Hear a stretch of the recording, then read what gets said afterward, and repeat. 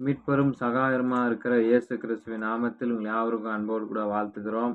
இந்த லெந்து காலத்து இந்த 14ஆம் நாளாகி இன்றைக்கு உங்களை சந்திப்பதில் மிகுந்த மகிழ்ச்சியோடு நாங்கள் தெரிவித்துக் கொள்கிறோம். கர்த்தர் தாமே உங்களை ஆசீர்வதிப்பாராக. இந்த நாளிற்குரிய வார்த்தை என்னன்னா, மீட்கும் அன்பு என்கின்ற தலைப்பிலோட உங்களோடு நான் பேச விரும்புகிறேன். அதற்குரிய ஆதார வசனம் லூக்கா 19ஆம் அதிகாரம் 10 வசனத்தில், இழந்து போனதை தேடி மனுஷகுமாரன் வந்திருக்கிறார். இந்த பூமியில் மனிதர்களால் எண்ணப்படாமல் சபிக்கப்பட்டவர்கள், ஓரங்கட்டப்பட்டவர்கள், மனிதர்களாக வாழ தகுதியற்றவர்கள் என எண்ணப்பட்ட எல்லாரும் ஆண்டவரின் சாயலை பெற்று அவருடன் பிள்ளைகளாக மாற வேண்டிய நம்மை தேடி வந்து மீட்ட அன்பு தான் நம்முடைய ஆண்டவருடைய அன்பு. ஆனால் நமது ஆண்டவர் நம்மை வழிநடத்தி அவருக்கென்று உகந்த பிள்ளையாய் ஏற்றுக்கொள்கிறார். ஆண்டவர் இரத்தத்தால் மீட்கப்பட்டவர்கள். ஆண்டவரின் நோக்கமே நம்ம மனுகுலத்தை மீட்பது தான். ஏன் என்று சொன்னால், அனைவரும் அவருடைய சாயலாக படைக்கப்பட்டிருக்கிறோம். நம்ம மீட்கத்தான் ஆண்டவர் நமது குமாரனா இயேசு கிறிஸ்து இந்த உலகத்துக்கு அனுப்பினார். யோவான் 10ஆம் அதிகாரம் 11 வசனத்தில், நானே நல்ல மேய்ப்பன் என்று சொல்லி ஆடுகளுக்காய் தன்னை ஜீவனை கொடுக்கிறார். ஏனெனில் அவருடைய பார்வையை விலையேற பெற்றவர்கள்.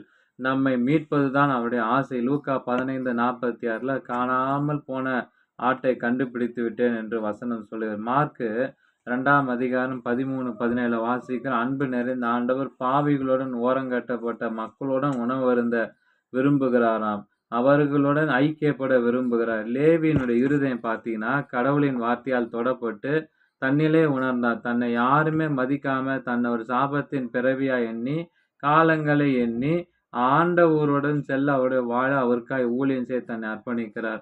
ஏனென்று சொன்ன ஆண்டுடைய நோக்கம் என்னன்னா, பாவிகளை எண்ணப்பட்டவர்களை தள்ளி விடாமல் அவர்களை மீட்பது அடையாளமாகத்தான் அவர்களுடன் உணவு அருந்துகிறார்.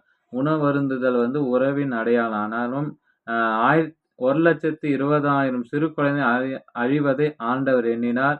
விரும்பாமல் தன்னை தாழ்த்தின அவர்களை அழியாமல் தன்னுடைய மக்களாய் மீட்டு அவர்கள் தம் மனு குலத்துக்காக அவர் தம்மை வெளிப்படுத்துகிறாராம். பார்த்தீங்கன்னா, ஆண்டவர் இஸ்ரேலர்களை மட்டுமல்ல, பூமியில் அனைத்து இன மக்களும் மீட்படைய அவர் பிள்ளைகளை வாழ ஆண்டவர் விரும்புகிறார். ஒவ்வொருவரும் கெட்டு போவது ஆண்டவருடைய தந்தையின் விருப்பம் அல்ல. அனைவரையும் மீட்டு தம்முடன் நித்திய காலமாய் வாழ விரும்பும் அன்பு நிறைந்த ஆண்டவராக இருக்கிறார் சொல்லி இந்த வார்த்தையை நான் முடிக்க விரும்புகிறேன். மீட்கும் அன்பு என்ற தலைப்பின் மூலமாய் பேசும்படியாக கர்த்தர் கொடுத்த கிருபைக்காய் தேவனுக்கு ஸ்தோத்திரிக்கிறேன்.